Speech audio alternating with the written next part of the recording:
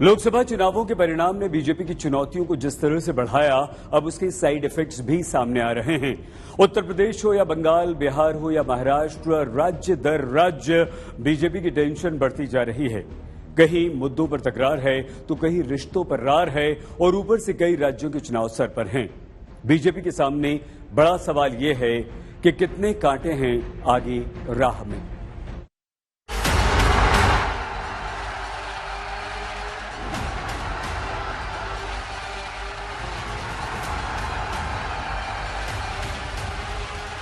(1962) के बाद पहली बार कोई सरकार अपने 2 कार्यकाल पूरे करने के बाद तीसरी बार वापस आई।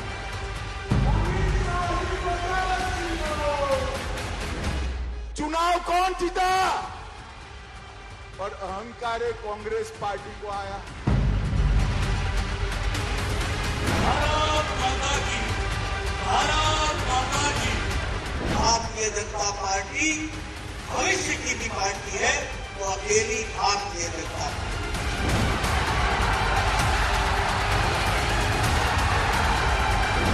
भारतीय जनता पार्टी के कार्यकर्ता को किसी भी स्थिति में बैकफुट पर आने की आवश्यकता नहीं है।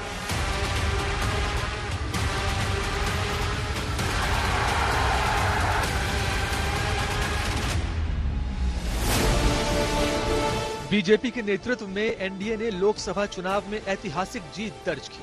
केंद्र में रिकॉर्ड तीसरी बार एनडीए की सरकार बनी। नरेंद्र मोदी लगातार तीसरी बार प्रधानमंत्री बने। लेकिन पिछले 2 बार के कार्यकाल में जिस मजबूती से सरकार चलाई, इस बार वो हालात बदले हैं।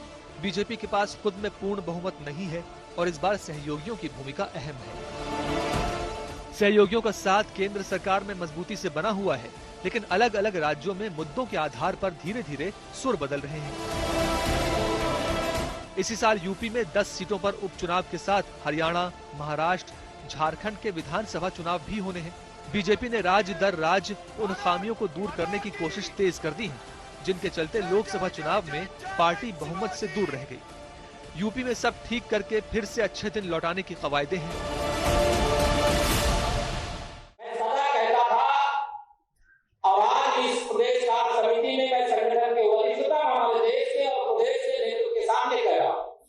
संगठन सरकार से बड़ा है।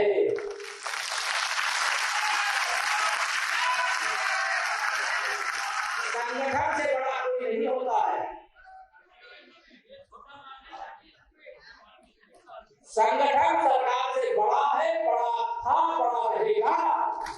अति आत्मविश्वास कहीं न कहीं हम लोगों को जहां चोट पहुंचाने में, उस विश्वास पर खरा उतरने में, उन अपेक्षाओं पर खरा उतरने में, जहां कहीं न कहीं उस विश्वास पर कहीं न कहीं चोट पहुंची, वहीं साथ ही साथ जिस विपक्ष ने चुनाव के पहले हिम्मत हार करके बैठ गया था, वो आज फिर से उछल कूद करने का कार्य कर रहा है।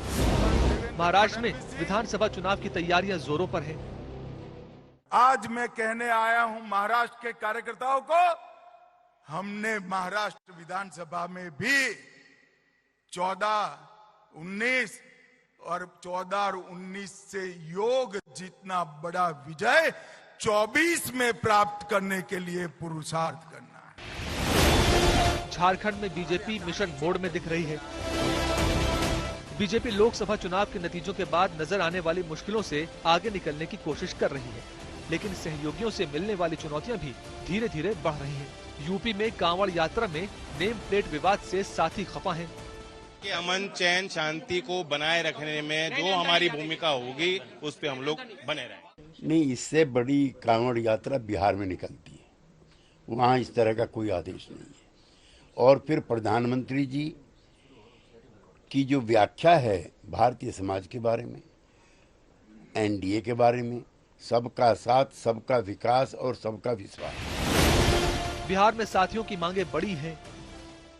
नीति आयोग मापदंडों में बदलाव करे अथवा विशेष दर्जा, विशेष सहायता, विशेष पैकेज, ये हमारा हक है, ये हमको मिलना चाहिए। देश के माननीय प्रधानमंत्री नरेंद्र मोदी जी ने साफ शब्दों में कहा है कि विकसित भारत बनाना है, विकसित बिहार बनाना है, और विकसित बिहार के बिना भारत विकसित पूर्णतः नहीं होगा।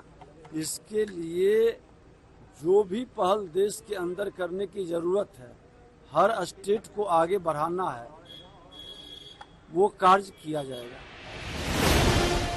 हरियाणा के सामाजिक समीकरण साधना अलग चुनौती बने हुए हैं कि ये हरियाणा है प्रधान, भाजपा को कह रहे हैं ये हरियाणा है प्रधान, यहाँ लोग सच्चे हैं, सीधे हैं, ठगे भी जाते हैं। भाजपा ने ठगा 10 साल, लेकिन अगर आप ठगोगे तो आपका हिसाब, आपसे हिसाब जरूर लेके रहते हैं। मोदी जी ने केजरीवाल को जेल में नहीं डाला, मोदी जी ने हरियाणा के लाल को जेल में डाला है, हरियाणा के बेटे को जेल में डाला है। मोदी जी ने हरियाणा को ललकारा है, जाओ मैंने आपके बेटे को जेल में डाल दिया, कर लो जो करना है। बंगाल के मोर्चे पर बीजेपी में बेचैनी है। दिल्ली में जो गवर्नमेंट एजेंसी लगा के, इलेक्शन कमीशन को लगा के, डरा के जो गवर्नमेंट ले आया, वो स्टेबल गवर्नमेंट नहीं है। कोई भी दिन हो जा सकता है। আমরা জিতবো, হিন্দু বাঁচাবো, সংবিধান বাঁচাবো।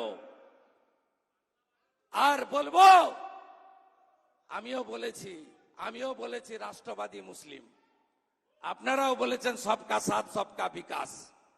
আর বলবো না, বলবো जो हमारे साथ हम उनका साथ। लोकसभा चुनाव के बाद बदले हालात में बीजेपी की राह में कई कांटे दिख रहे हैं, जिनसे बचना भी है, दूर भी करना है और आगे भी निकलना है। उत्तर प्रदेश यानी कि वो राज्य, वो प्रदेश जो बीजेपी के लिए सबसे बड़ी जीत का जरिया बनता था, उसी उत्तर प्रदेश में बीजेपी ने इन दिनों सबसे बड़ी चुनौतियों से जूझना स्वीकार किया है और जूझ रही है चुनौतियों से। संगठन, सरकार और निर्णय तीनों को लेकर उत्तर प्रदेश बीजेपी में घमासान मचा हुआ है। 10 सीटों के उपचुनाव सामने हैं। चुनावी रास्ते में कितने कांटे बिछे हैं, इसको लेकर दिल्ली से लखनऊ तक बीजेपी में मंथन और चिंतन का दौर चल रहा है।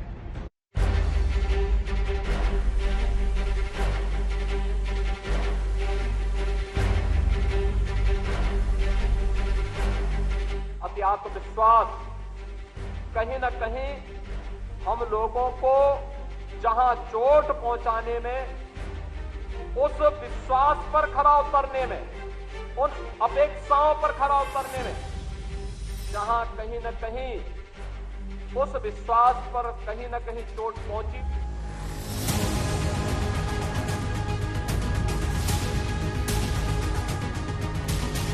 संगठन सरकार से बड़ा है, संगठन से बड़ा कोई नहीं होता है।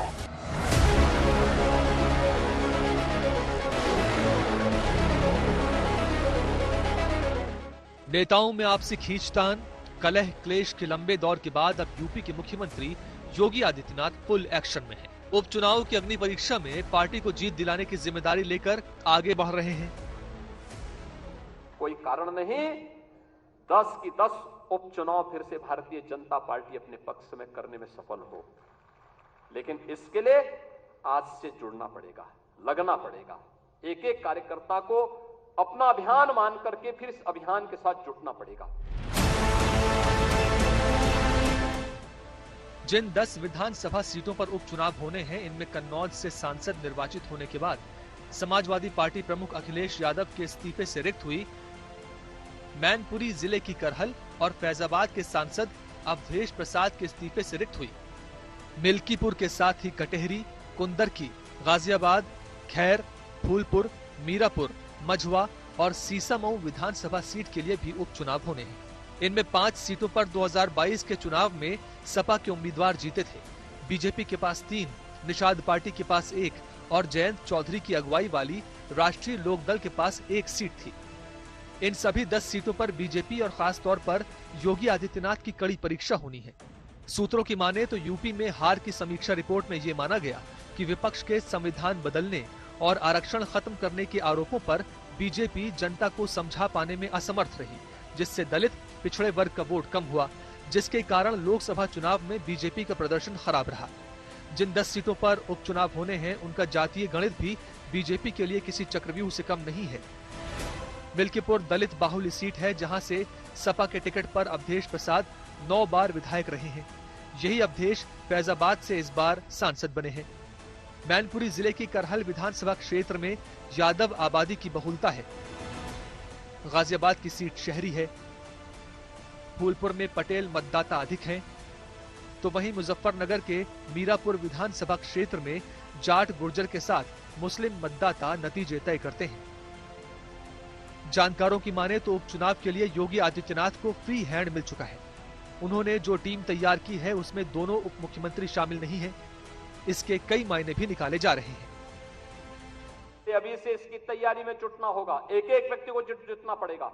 ब्लॉक प्रमुख हो या चेयरमैन, महापौर हो या जिला पंचायत अध्यक्ष, विधायक हो या विधान परिषद सदस्य, लोकसभा के हमारे माननीय सांसद हो या फिर राज्यसभा के माननीय सांसद, इन सबको संगठन के साथ बेहतरीन तालमेल बना करके, संगठन जिसको तय करे उसके साथ खड़ा होकर के प्राणपण से जुट करके कमल चुनाव चिन्ह को विजयी बनाने के संकल्प के साथ अगर हम आगे बढ़ेंगे तो आपका भी सम्मान होगा।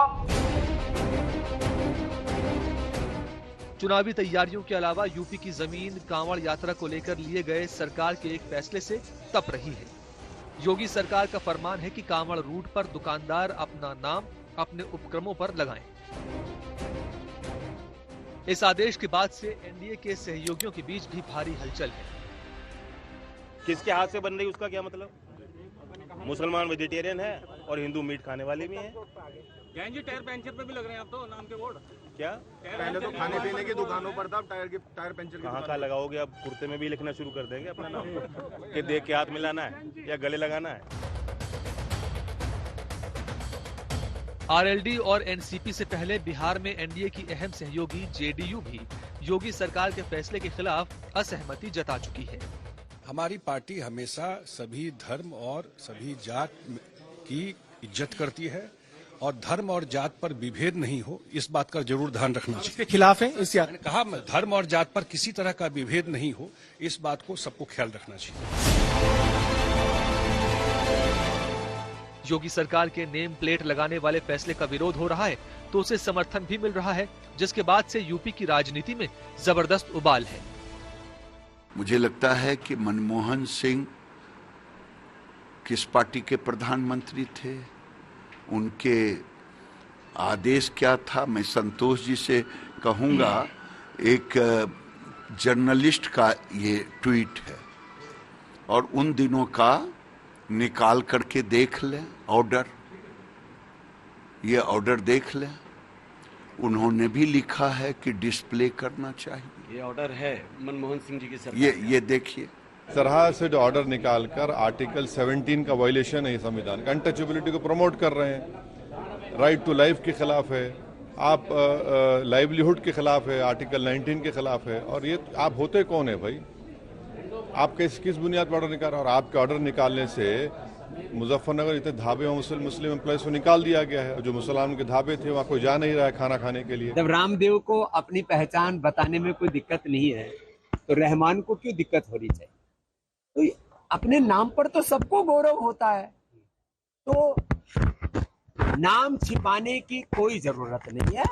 अपने कार्य को शुद्धता और प्रामाणिकता से करने की आवश्यकता है। यदि हमारे कार्य में शुद्धता और पवित्रता है तो हमारा नाम चाहे हिंदू है, मुसलमान है, हम किसी भी वर्ग से ताल्लुक रखते हैं, ब्राह्मण, क्षत्रिय, वैश्य, दलित, आदिवासी, वनवासी, हम सब भारतवासी हैं। ये नफरत फैलाने वाले लोग हैं, ये नकारात्मक राजनीति करने वाले लोग हैं, समाज में नकारात्मक चीजों को फैलाने वाले लोग हैं। इससे ये कामयाब नहीं होंगे। ये लोग कोई नया नहीं कर रहे हैं और फिर क्या उम्मीद करोगे इन लोगों से जो सत्ता में अभी अभी हारे हैं, अभी कम हारे हैं। उत्तर प्रदेश की जनता इनको शून्य कर देगी, शून्य। कुल मिलाकर देश की राजनीति में केंद्र में इन दिनों यूपी है और कांवड़ यात्रा को लेकर योगी सरकार का आदेश है। ये पूरी तरीके से अव्यवहारिक कार्य है और निश्चित तौर से ये अपने जो देश के अंदर, जो अपने समाज के अंदर भाईचारे की भावनाओं को ये खराब करने का कार्य कर रहे हैं, आपस में दूरी पैदा करने का कार्य कर रहे हैं, ये निश्चित तौर से इसको तत्काल निरस्त करना चाहिए। अगर उत्तर प्रदेश किया है, नेम प्लेट लगाने की बात किया है, तो मेरे समझ से गलत नहीं किया है। आज यहाँ प्रमोद लड्डू है, हम लोग लड्डू खाने वाले, अगर ऐसे ही रहता, नेम प्लेट नहीं लगता, तो प्रमोद दुकान में नहीं जाते हैं हम लोग, और जब मालूम होता है कि प्रमोद लड्डू अच्छा है तो वहाँ चले जाते हैं। उसी प्रकार से कामर वाले लोग, अच्छा प्रसादी देने वाले लोग, बढ़िया डीलिंग करने वाले लोग अगर हैं, नाम हो जाता है तो उनको नाम पहचान के लोग जाते हैं। इसलिए नाम लटका देना, नाम प्लेट दिलवा देना, इसको कोई धार्मिकता के चश्मे से नहीं देखना चाहिए। ये मेरे समझ से ठीक हुआ है। यूपी में योगी आदित्यनाथ सरकार के निर्णय पर राजनीति चाहे जितनी हो, लेकिन जिस तरह बीजेपी केंद्रीय नेतृत्व ने उन पर भरोसा किया है, उसके कई संकेत भी हैं। योगी को यूपी में बीजेपी का पुराना रुतबा लौटाना है, उपचुनाव में जीत दर्ज करके कार्यकर्ताओं के मनोबल को बढ़ाना है और सरकार संगठन के बीच सब ठीक करना है।